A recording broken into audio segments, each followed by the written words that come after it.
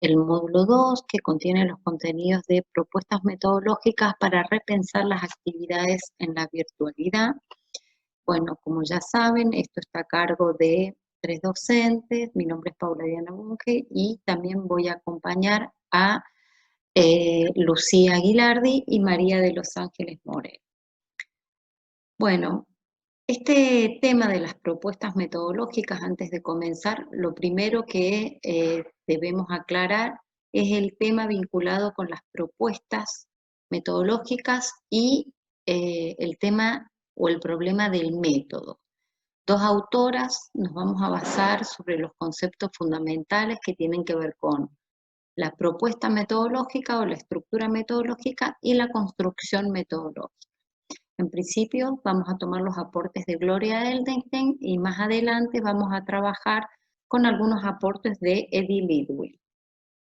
Bueno, como ya habíamos comentado en el módulo anterior, esta mirada la vamos a enfocar en la agenda nueva de la didáctica en términos de Lidwell, que fundamentalmente lo que plantea esta autora en relación al campo de la didáctica y esta nueva agenda que tiene es, entre otros temas, cuestiona, digamos, la visión tecnocrática, instrumental de la didáctica y de la perspectiva metodológica o de la propuesta metodológica del docente.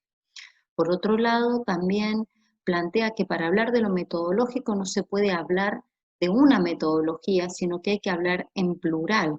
El contenido disciplinar que se enseña en cada campo de la ciencia debería elaborarse por didácticas específicas, no por una didáctica general como una receta única para todos los contenidos y todos los campos disciplinares. En tal sentido, no se presenta eh, separado el contenido del método, son indisociables. Cuando pienso en el método, pienso en el contenido también. El docente debe acercarse a su objeto de estudio y debe manejarse, regirse por una lógica particular del contenido que debe conocer en profundidad, que debe lograr comprender eh, todos aquellos conceptos, temas centrales, la epistemología de la disciplina, etcétera. Es decir, que el docente, al atender los problemas de cómo abordar el objeto de estudio, debe partir o debe considerar también las particularidades del sujeto que aprende. El docente debe, por un lado, entonces, de construir ciertas estructuras conceptuales para ser apropiadas por el estudiante y ser construidas y reconstruidas por él. Entonces, tanto Remedi como Gloria Eldenstein y otros autores plantean fundamentalmente que pensar en la estructura metodológica implica entonces pensar, por un lado, en la estructura conceptual y por el otro lado, en la estructura cognitiva del sujeto que aprende. Es decir, que esta propuesta metodológica pensada, flexible de intervención, el docente para poder armarla, reconstruirla, debe tomar decisiones en relación a el contenido, la selección de contenidos, su organización, el tiempo pensado, el agrupamiento de los alumnos, las actividades, los materiales didácticos, todas son decisiones que deben pensarse previamente. Cuando el docente ya pone en acción esta propuesta, Gloria Eldenstein va a hablar de construcción metodológica.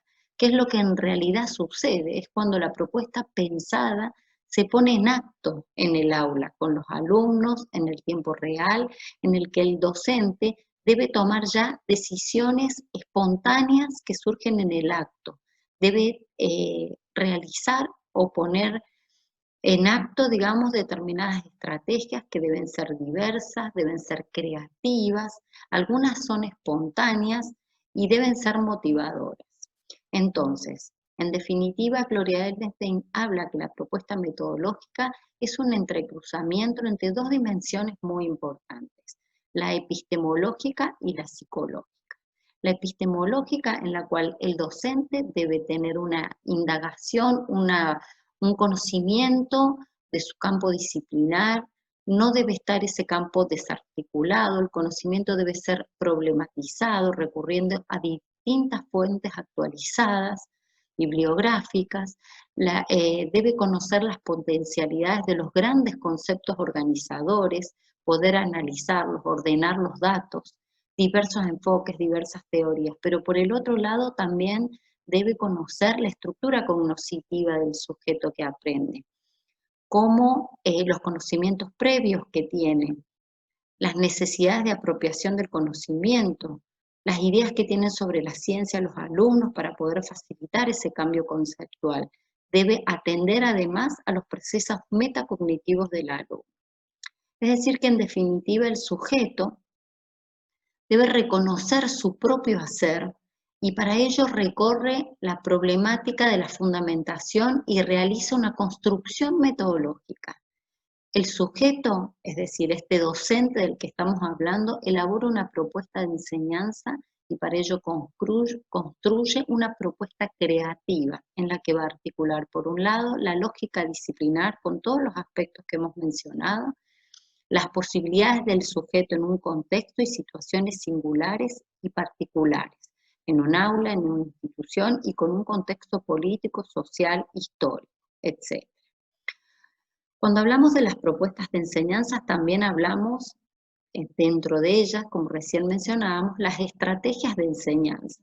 Acá hay varios autores que hablan sobre este tema, pero nosotros nos vamos a basar fundamentalmente en los aportes de Rebecca Nijovic y también algunas ideas y algunos pensamientos de Edith Liebman. Las estrategias de enseñanza. Por un lado, Nijovic plantea que el concepto de estrategias de enseñanza no está siempre bien definido. Siempre es utilizado en el campo de la didáctica, pero a veces de manera ambigua. Entonces, define estas estrategias de enseñanza y dice que son un conjunto de decisiones que tiene que tomar el docente para poder orientar la enseñanza con el fin de promover el aprendizaje de los alumnos. Se trata de orientaciones generales, agrega, acerca de cómo enseñar un contenido disciplinar considerando qué queremos que nuestros alumnos comprendan, por qué queremos que comprendan estos contenidos, estos conocimientos, pero además para qué. Las estrategias de enseñanza que va a utilizar el docente van a incidir, por un lado, en los contenidos que vamos a transmitir a los alumnos, el trabajo intelectual que ellos van a realizar, en los hábitos y valores que se ponen a juego en la situación de clase y en el modo de comprensión de esos contenidos sociales, históricos, culturales, etc. Por un lado, dice Anijovic que hay dos dimensiones que atraviesan estas estrategias de enseñanza y las dos están vinculadas con dimensiones reflexivas. Está vinculada fundamentalmente con el diseño o la preparación o la planificación de estas estrategias en el cual el docente debe reflexionar sobre todas las dimensiones involucradas allí, que tiene que ver con el proceso de pensamiento del docente, el contenido disciplinar, las variables situacionales para poder enseñarlo, pensar alternativas de acción, la toma de decisiones acerca de las actividades, de la evaluación, etcétera. Pero además hay una dimensión que es la dimensión en el acto, en la cual debe reflexionar e involucra la puesta en marcha de las decisiones tomadas. Estas dimensiones se expresan en tres momentos en un ciclo que, dirá ella, es espiralado, que ya lo hemos hablado en el módulo anterior, sobre una reflexión, una acción y una revisión de esto. Es decir, que los tres momentos son la planificación o anticipación de estas estrategias o propuestas metodológicas, la acción propiamente dicha y una reflexión retrospectiva que tiene que ver con evaluar la implementación de los resultados. Por otro lado, Liebman considera que en relación a las estrategias y sobre todo a las estrategias innovadoras, muchas veces las dificultades están en que no se toman contenidos centrales, no se evalúa de manera tradicional. Muchas veces el docente no tiene un manejo profundo de su campo disciplinar, de la estructura, de la estructura conceptual de su materia. Por otro lado, dice que las estrategias innovadoras son aquellas que rompen con los tiempos y los espacios convencionales. Aquellas que se realizan, por ejemplo, en laboratorios, en un patio, en un patio de una escuela, en bibliotecas, aquellas que toman, por ejemplo, que se utilizan las tecnologías, que permiten un desarrollo novedoso, eficaz del contenido, que rompen con el desarrollo tradicional. Acá es muy, mientras pensaba en estas estrategias innovadoras, pensaba también en una pregunta que interpela todo este proceso y que lo dejo para que lo sigamos pensando, que tiene que ver con esta pregunta de ¿toda innovación tecnológica supone una innovación didáctica? Bueno, al respecto, Lidwin plantea varias estrategias que podrían potenciar innovación, que podrían ser enriquecedoras y apunta a eh, estrategias vinculadas con el estudio y análisis de caso, el aprendizaje basado en problemas, la simulación, los trabajos grupales, las exposiciones cuando van acompañadas de organizadores gráficos, depende también, por supuesto, cómo se piensa estos organizadores, cómo están planteados, incorporar experiencias estéticas vinculadas con cuadros, con incorporar imágenes, el análisis de las imágenes, incorporar el cine en la escuela, escuchar música, eh, el desarrollos novedosos, bueno, como decía recién, que rompen con el desarrollo tradicional, digamos, de los contenidos. Por otro lado, agrega que las metodologías activas conceden un papel muy relevante al alumno, que es quien construye el conocimiento a partir de pautas, actividades o escenarios construidos por el profesor.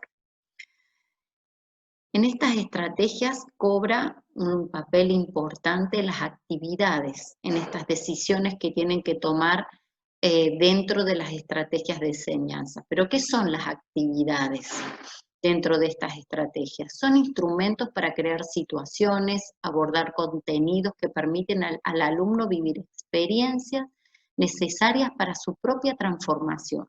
¿Por qué es necesario estructurar esas experiencias? Los docentes, dice Anijovic, creamos condiciones apropiadas para que los alumnos o estudiantes construyan aprendizajes, pero que tienen que tener sentido, con sentido, conocimientos que estén dispuestos para ser utilizadas de manera adecuada.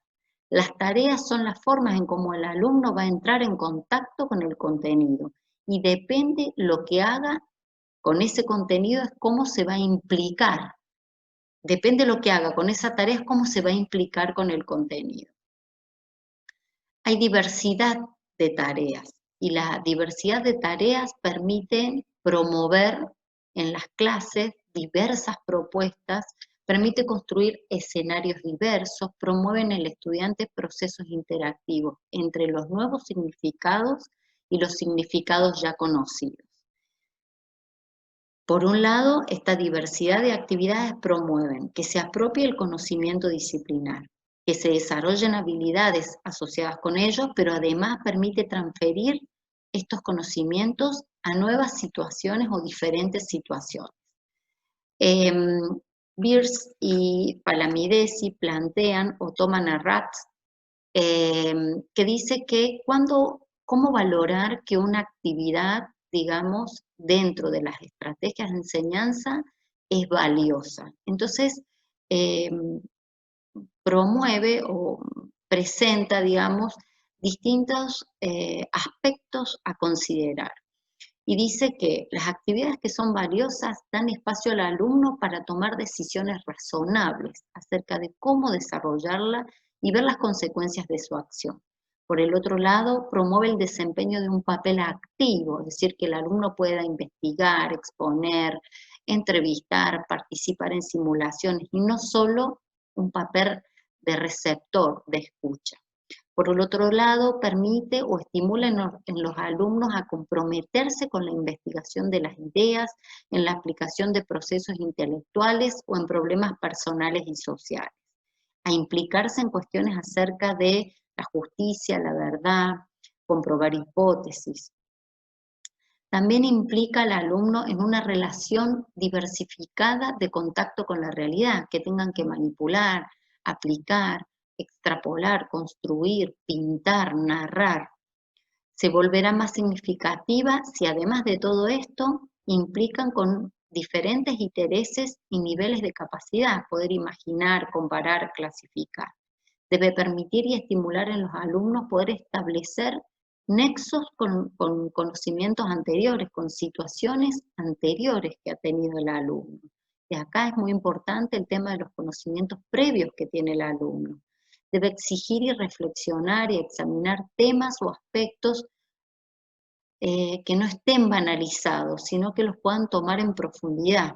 Temas, por ejemplo, que son tratados en los medios de comunicación, como es los problemas de género, desigualdad social, el tema de los conflictos internacionales entre diversos países, planteos de distintos tipos sociales, políticos, históricos, etc. Deberán llevar a la aceptación consciente del riesgo, es decir, es muy importante que el docente tome un riesgo en esto de proponer nuevas alternativas, nuevas actividades y diversas, y no caer siempre en las estrategias ya, en los caminos ya transitados, en las estrategias ya probadas, pero que de algún modo se vuelven eh, banales, rituales y rutinarios. Bueno, Bernó al respecto, en relación a las actividades, plantea que es fundamental el sentido que le vamos a dar al trabajo en los saberes, en las situaciones y en los aprendizajes. Si bien el concepto es de darle un sentido a las actividades, que tengan un sentido para el alumno, está vinculado con el interés que puede motivar, digamos, al alumno o la motivación o el entretenimiento. Muchos autores han tocado estos temas, han abordado en momentos históricos, inclusive, qué era la motivación, el entretenimiento, despertar el interés en el alumno. Pero la pregunta es, ¿todos los intereses de los alumnos son naturales o espontáneos? Entonces ahí Pernod plantea esto de el sentido que tiene. Los sentidos se construyen en una interacción entre las dimensiones sociales, culturales, individuales del sujeto y su entorno. Entonces viene la pregunta que viene un poco a problematizar esto del interés y la motivación.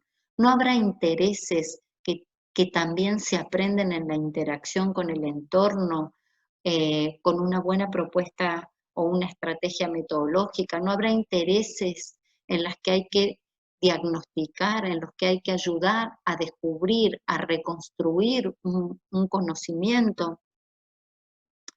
Inmediatamente esto nos remite a la idea de rutina y de aburrimiento. Este tema de la rutina tiene como dos miradas o una doble perspectiva, dice Anijovic. Por un lado, tenemos la idea de que las rutinas son acciones repetidas que implican un cierto grado de mecanización y a veces atentan contra la actividad creativa del alumno, del docente, se vuelven rutinarias, se vuelven rituales. Pero ¿cuál es la perspectiva nociva, digamos, de la rutina? La rutina es nociva en tanto el aprendizaje que provoca sea un conocimiento ritual, vacío de sentido, inerte, banalizado. Pero en cambio hay cierta rutina que es importante o que se plantee como un objetivo importante, ya que ayuda a construir ciertos hábitos de trabajo, aprender a abordar de manera sistemática, ordenada algún contenido, algún problema. Dicha rutina se convierte en un recurso estructurante de la experiencia.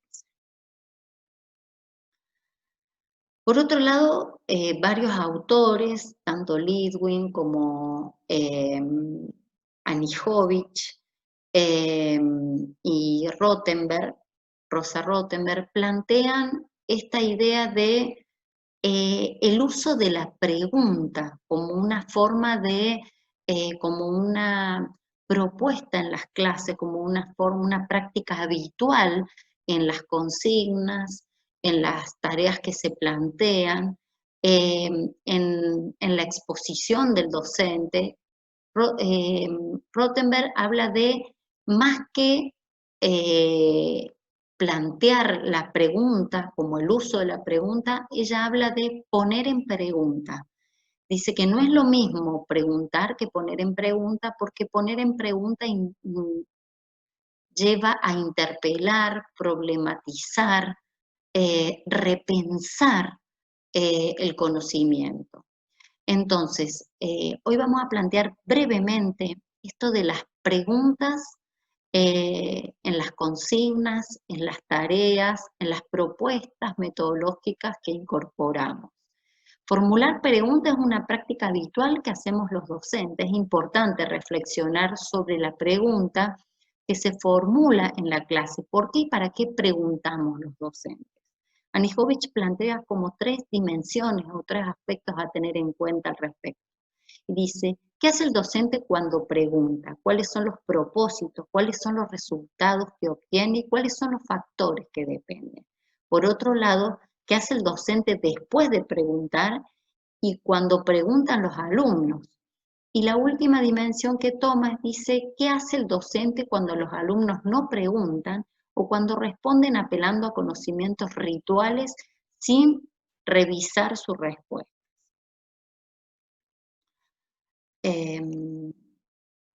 Bueno, respecto al primero, cuál es el propósito y cuáles son los resultados que obtiene, dice Anijovic que cuando los docentes preguntamos, los docentes lo hacemos con diferentes intenciones. Y al respecto habla de la toma de conciencia y plantea, ¿tenemos clara conciencia de qué nos proponemos cuando estamos preguntando? Y cuando enunciamos nuestras preguntas para que los alumnos logren aquello que proponemos, ¿son genuinas nuestras preguntas o solamente lo hacemos eh, para tener, digamos, una afirmación del alumno? Es decir, una pregunta, cuando hacemos preguntas que admiten respuesta por sí o por no, no estamos obteniendo la información suficiente para saber si un tema se ha comprendido, se ha pensado, se ha sentido. Estimular el diálogo implicaría preguntas más abiertas, preguntas que apunten a la comprensión, preguntas que conlleven por parte del alumno una utilización de un orden cognitivo superior, preguntas metarreflexivas o metacognitivas. Esto implica estimular el diálogo, preguntas que cierran la posibilidad de argumentar ideas, de intercambiar. Dice Anijovic que hay 4 tipos de preguntas que promueven o estimulan niveles de pensamiento en los alumnos. Algunas preguntas sencillas, estas son las que se responden por sí o por no. Las preguntas de comprensión, que lo que se proponen básicamente es estimular el procesamiento de la información, poder indagar en profundidad para poder relacionar datos, clasificar, comparar, poder elaborar o construir sus propias respuestas, preguntas de orden cognitivo superior que exigen interpretar, predecir, evaluar, reflexionar críticamente, y preguntas metacognitivas que se proponen ayudar a los alumnos a reflexionar sobre sus modos de aprender y de pensar. ¿Qué hace el docente después de preguntar? Y cuando los los alumnos preguntan.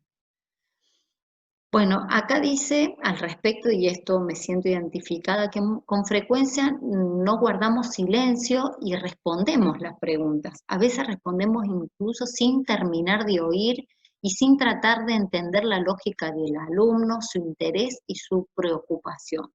Lo mismo ocurre cuando formulamos preguntas a los alumnos que no tienen la capacidad de, en la que no tenemos la capacidad de esperar para que puedan responder esa pregunta. Entonces plantea como un tema fundamental respetar los silencios. Y dice que los silencios son pocos tolerados y los llenamos con nuestras respuestas o palabras de los alumnos que no hemos dado el tiempo para pensar sus respuestas. Este apuro deja al alumno fuera por no tener otro estilo de aprendizaje, otro ritmo, pero no necesariamente menos conocimiento o posibilidades de reflexión. Simplemente a veces no responden. Ahora bien, para que un verdadero eh, diálogo sea posible, es preciso ser capaz de esperar. Ese sería como un reto que debemos tener los alumnos respecto a cuando planteamos preguntas, esperar los tiempos que los estudiantes necesitan para poder responder y respetar, digamos, los modos de responder de ellos. ¿Qué hace el docente cuando los alumnos no preguntan o cuando responden apelando a conocimientos rituales sin revisar su respuesta? Aprenden formatos de respuestas a partir de pistas que el docente ofrece, es decir, que el alumno aprende a repetir la frase, a relacionar el tema que desea seguir enseñando el docente y a sentir con la cabeza y valorar con exactitud la respuesta. Es decir, que en realidad en ese caso la pregunta está planteada para que el docente va buscando la respuesta que espera del alumno, espera su respuesta correcta. No encontramos entonces frente a esto una respuesta, perdón, no encontramos una respuesta auténtica, lo que encontramos son respuestas rituales, estereotipadas, que se dan sin cuestionar los saberes previos. También es necesario enseñar a los alumnos a formular preguntas de mayor nivel de profundidad, demostrándoles cómo organizar la información, estimulando a los alumnos a formular sus propias preguntas, enseñándoles que existen distintos tipos de preguntas. Algunas de las actividades que planteamos se pueden utilizar para enseñar a los estudiantes a responder, a preguntar, a reflexionar sobre la propia capacidad de preguntar. Bueno, a modo de ejemplo, Anijovic plantea los determinados propósitos de preguntas y las formas de preguntar. Por ejemplo, menciona que promover el desarrollo de competencias de comunicación para cada alumno se podría pensar en una pregunta: ¿para qué se utiliza este conocimiento? O explica ese conocimiento. O otro propósito podría ser construir que los alumnos establezcan relaciones entre diferentes conceptos. Una pregunta sería, por ejemplo, ¿en qué se diferencian, en qué se parecen? ¿Cómo compararías tales conceptos? Focalizar en algunas habilidades del pensamiento junto con el contenido disciplinar. ¿Qué puedes decir sobre esto? Estimular la revisión y la corrección de errores, es decir, si tuvieras que volver a realizar esto, ¿cómo lo harías? ¿De qué manera? ¿Qué utilizarías? ¿Qué textos, a qué fuentes de consultas recurrirías? Estimular el pensamiento crítico, la producción de ideas, seleccionar, justificar, argumentar, permitir la expresión de diversidad de respuesta. ¿Qué implicancias puede tener esto? Etcétera. Bueno, finalmente, y sin tocarlo en profundidad, simplemente queríamos comentarles que dentro del aula virtual hay toda una serie de tareas que Moodle propone y que también tiene distintos propósitos. Algunos recursos transmisivos en los cuales uno puede brindarle una cierta cantidad de información. Bueno, ya lo hemos estado viendo en los materiales, cómo trabajarlo, el libro digital, en la etiqueta, que se pueden seguir explorando. Y hay muchos tutoriales que ofrece la universidad para poder ponerlos en práctica, recursos colaborativos, esto es muy interesante para plantear tareas que tengan que ver eh, de- con el trabajo colaborativo entre los grupos de compañeros y finalmente recursos interactivos como el glosario, hay algunas herramientas externas, el cuestionario, que permiten interactuar al alumno con la información que ellos, que se les propone, en función de la información.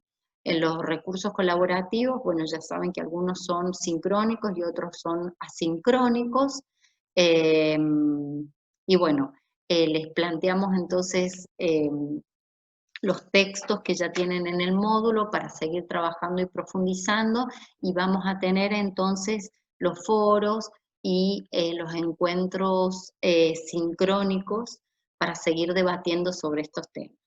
Muy buenas tardes y muchas gracias por su atención.